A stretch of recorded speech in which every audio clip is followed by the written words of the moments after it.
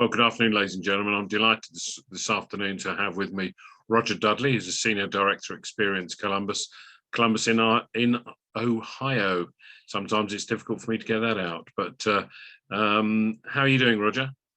I'm doing well. Happy to be here, and it's going to be nice here in Ohio and Columbus today. So looking forward to it. Marvelous, marvelous. Now, the only thing I know about Columbus is that Jack Nicklaus comes from Columbus. I think that's probably the most famous thing in the golf world is Jack Nicklaus comes from Columbus, Ohio. But I'm sure that's not the only attraction in Columbus. Columbus is I think it's not many people know, but it's quite a large city in terms of the league table of cities in the USA. Perhaps you can explain a little bit more about the city and what you offer. Yeah, so well, funny enough, Jack Nicklaus does have a museum here. It's just north of the city core on Ohio State University's campus. So if you are a golf fan, you can visit his museum and learn about his life and his history in golf. So fun fact. Columbus is the 14th largest city and one of the fastest growing cities in the Midwest. So we are very much looking forward to having a lot of visitors, both domestically and internationally, visit our city as it becomes more popular and gains national and international recognition. Many people obviously know New York, Orlando, Chicago, LA, but may be very surprised that Columbus has a lot to offer visitors who want to explore those second tier and secondary cities of the United States. Excellent. So perhaps you can explain a little bit more about the makeup, the geographical makeup of the city, the downtown area, the parks area. I think there is a sizable river that runs through the center of Columbus. Perhaps you can just explain a little bit more for people that haven't been there and what they would expect there. Yeah, we do have a small waterfront. It's the Scioto River. It runs kind of just right through our downtown. It does offer some paddle boarding and kayaking, but no like major motorboating or anything like that. But we are the state capital. So if you're looking for that kind of experience, you would see our state capital here with our state house and a lot of government office buildings, as well as the Supreme Court of Ohio has a beautiful building in the downtown as well. We are very neighborhood driven. So one thing we like to tout is our 5 on High districts. High Street is a major thoroughfare running north and south through our city. And off of that are some of our major prominent neighborhoods that are both visitor and living districts. So you'll find lots of bars, restaurants, many of our art galleries, our historic district of German Village, our arts district, the Short North Arts District. And then our most northest point would be that of campus of the Ohio State University. So that's kind of our major thoroughfare. Broad Street is the next going west and east, and that houses most of our major attractions, such as the Columbus Museum of Art, the Franklin Park Conservatory and Botanical Gardens, our Center of Science and Industry, which is we call COSI, and our newer National Veterans Memorial Museum, focusing on veterans of the United States. Excellent. And with a modern tourist, particularly, as you said, people that want to maybe visit a second tier city and an urban area, food is obviously a key factor these days. And, let's face it, American cuisine and American food has undergone a revolution in the last 20 years. Right. As it has done throughout the Western world, but one doesn't need to rely necessarily on major chain restaurants anymore. There are lots of what's the food scene, and there's bound to be some independent distilleries and breweries in Columbus, I'm sure. Perhaps you can give me a bit more insight into that. Absolutely. So we have obviously hundreds of independent restaurants here in Columbus.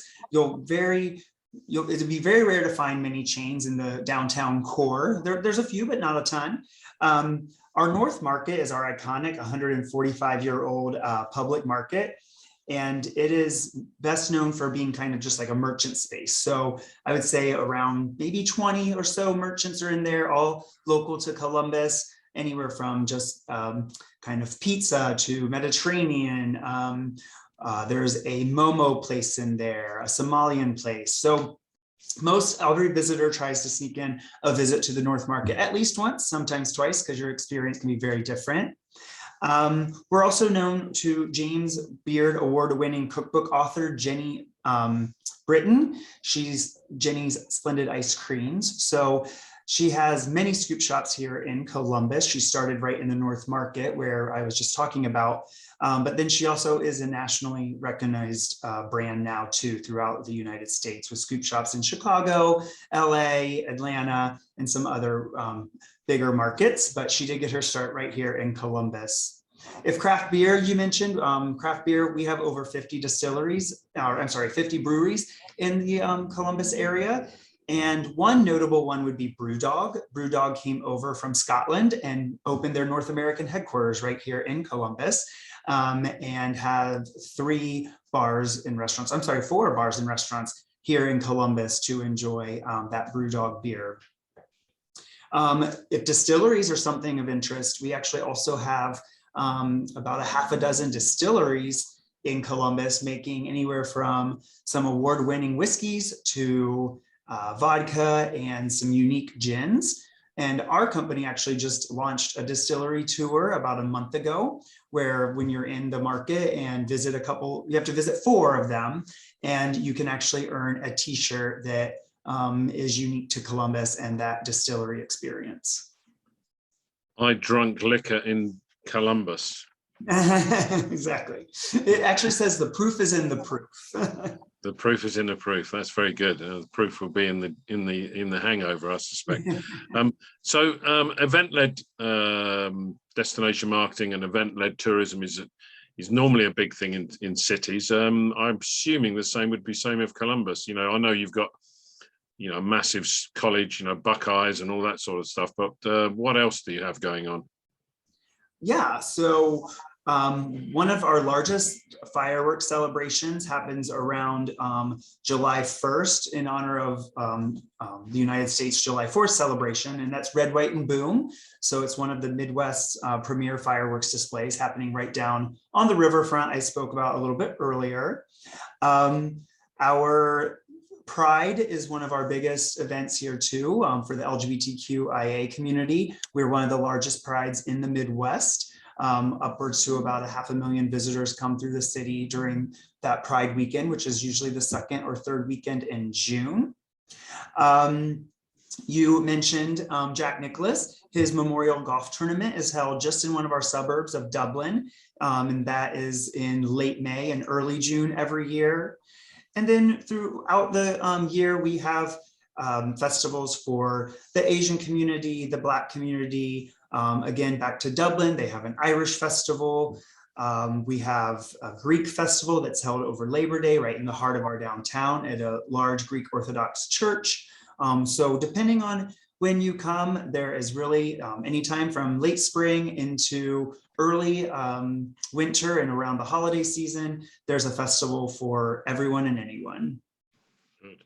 And do you think one of the things I've noticed in my couple of visits to the United States since the pandemic began, and now it's, I wouldn't say it's at an end, but it's pretty much hopefully coming to an end, that a sense of community is stronger than it perhaps was before the pandemic, and that you alluded to your neighborhoods, to your districts in Columbus. Has that become more prominent in this post-pandemic world? I believe it has. I think that just organically we see people are very much excited to get out of the house and rediscover their city, if you will. Just like I live in the downtown, I go out on weekends. I have seen our bars, our restaurants, and our shops and our galleries just really booming, and people excited to spend some money locally, supporting all of our shops and restaurants. We were very fortunate to not lose too many of our unique and very like community supported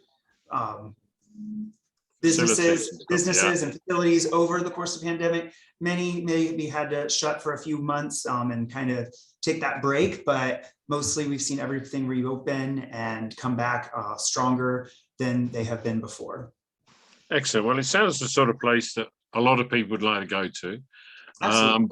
But I know from an international aspect, currently there are no direct flights into your major airport, what's the best way for, say, a Brit to come to Columbus? Is it a fly to Detroit or Chicago, or how would you recommend? You're absolutely correct. So Chicago or Detroit would be probably our closest big gateway cities. Detroit being probably the closest. We're only about a 3 to 3.5 hour drive from Detroit. So we understand international visitors like to rent a car and potentially do more of a road trip when they're going to see some of these cities and around Columbus. So again, that 3.5 hour drive is not bad from Detroit. And then we're about a 5.5 hour drive from Chicago, or a 1 hour flight. So if you're really wanting to fly directly into Columbus, you would hit Chicago, quick layover, 1 hour flight over. You could go through Detroit that way too and have about a 1 hour flight, but even less. It's about basically up and down. So those would be your two predominant cities. Absolutely. Excellent. All right. Well, it all sounds very enticing, really. I wish you the very best of luck in the forthcoming year with your enticing international visitors now that the pandemic and the protocols have eased somewhat. So, Roger, good luck. Thank you very much. And we're excited and to welcome international visitors. Great. Speak to you soon. Thank you. Bye.